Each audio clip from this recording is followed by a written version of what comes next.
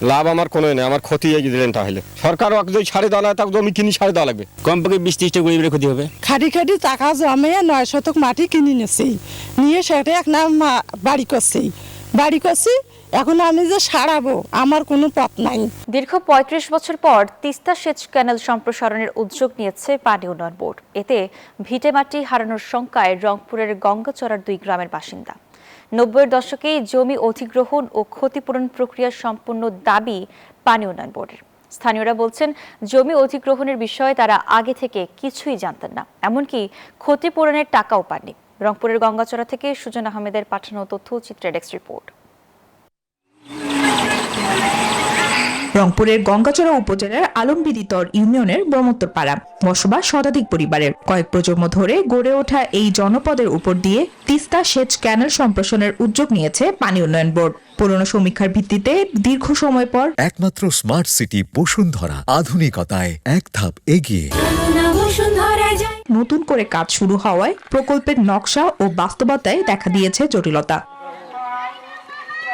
স্থানীয়দের অভিযোগ, নোটিশ ছাড়াই ক্ষতিপূরণ না দিয়ে প্রকল্প বাস্তবায়ন করতে চাইছে পানি উন্নয়ন বোর্ড। এতে বসতবাড়ি হারানোর শঙ্কায় দিন কাটছে এলাকাবাসীর।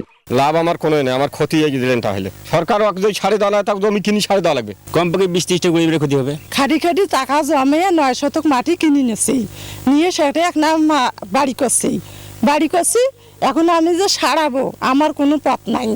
তবে পানি উন্নয়ন বোর্ড বলছে, 90-এর দশকে 1452 কোটি টাকা ব্যয়ে প্রকল্পটি অনুমোদন পেয়েছে। জমি অধিগ্রহণ ও ক্ষতিপূরণও দেয়া হয়েছে। এখন সেই প্রক্রিয়া শেষ করার উদ্যোগ নেওয়া হয়েছে।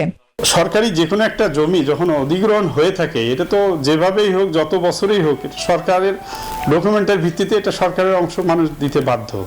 তবে জমি অধিগ্রহণ ও ক্ষতিপূরণ বিষয়ে কিছু জানেন না বলে দাবি স্থানীয়দের। এই ক্যালেন তো হইবে, আমরা তো জানি না ক্যালেন হইবে, তা টাকা নেবো কিভাবে? আমি কোথায় থাকবো? আকাশে থাকবো না জমিনে থাকবো না নদীতে বাড়ি করবো? এদিকে অভিযোগ পেলে খতিয়ে দেখে ব্যবস্থা নেওয়ার আশ্বাস জেলা প্রশাসনের। কোনো ভূমি মালিক আমাদের কাছে আবেদন করেনি বা আপত্তি জানায়নি। যদি জানিয়ে থাকে তাহলে সেক্ষেত্রে আমরা এটা আইনি যে প্রসিডিউর যেভাবে আমরা সম্পন্ন করি সেভাবে এটার বিষয়ে ব্যবস্থা নেব। অধিকার কর্মীরা বলছেন, তিস্তার পানির প্রাপ্যতা নিশ্চিত না করে এই বিশাল প্রকল্প বাস্তবায়ন করা হলে তা হবে শুধু অর্থের অপচয়। পানির সংকটটা সমাধান না করে এই খাল সম্প্রসারণ যে প্রোগ্রাম, সেটা কারিগরি দিক থেকেও কিন্তু বিজ্ঞানসম্মত নয়।